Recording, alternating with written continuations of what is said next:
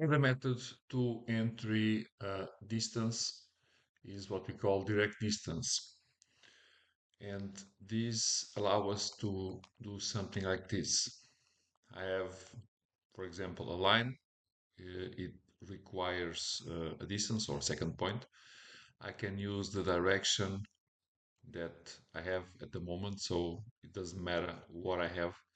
If I have this direction defined by the first point and the second point, if I insert simply a distance, I will insert 10.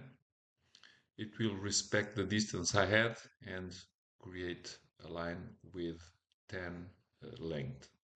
The problem with this method is that in my particular case, uh, I was not in full control of the angle and what was required. So usually this type of method requires a help of functionality we have in AutoCAD called the orthogonal mode.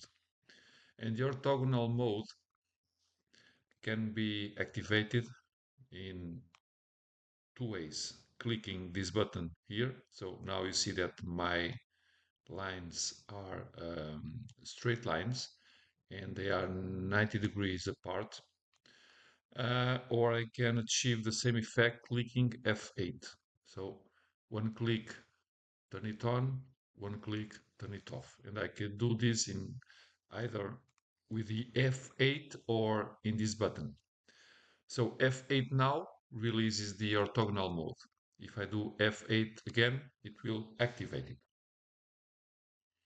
So with the orthogonal mode on, I am in full control of the direction I'm using. So now I know this is a straight line.